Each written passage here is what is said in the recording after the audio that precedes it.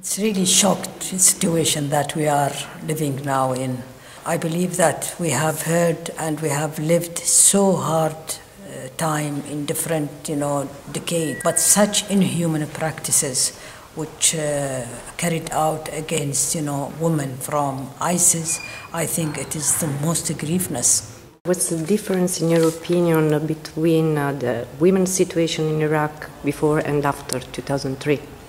The main thing is that we have broken, after 2003, we have broken the situation where people, they cannot speak, they couldn't speak.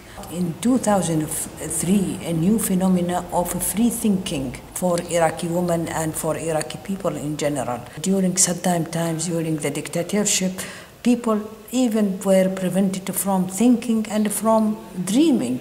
But now with a new situation, with the free thinking, that people, they can really think about their human issues, they are thinking about how to start building their lives and what they want, and they are connecting the world outside the world.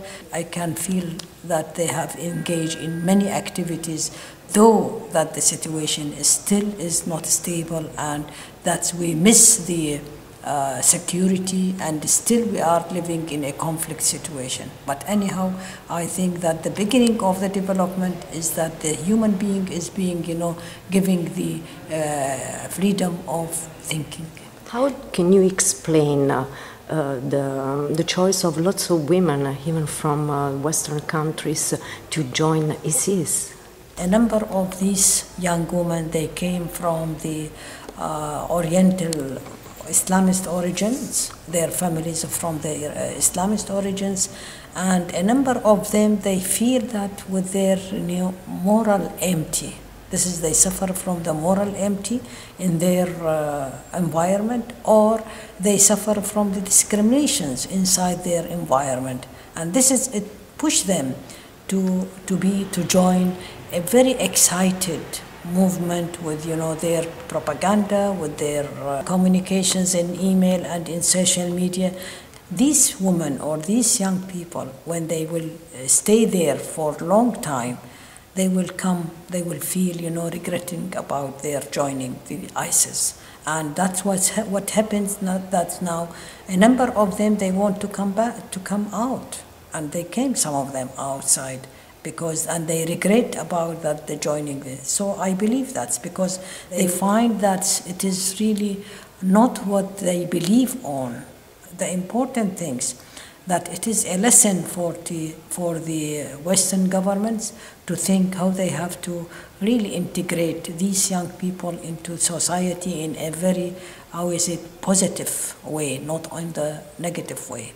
What's your judgment about the coalition? That's what we feel. It is not me, myself, but this is the feeling of the Iraqis and the government, that the fighting against ISIS is not a simple thing, because in the ISIS, that they were really trained, very, very highly trained, and maybe also they were supported and they were financed by huge groups, and these groups, they try to make them very strong, and especially that among them a number of the Iraqi from the previous regime, and they were from the intelligence service or from the military armies.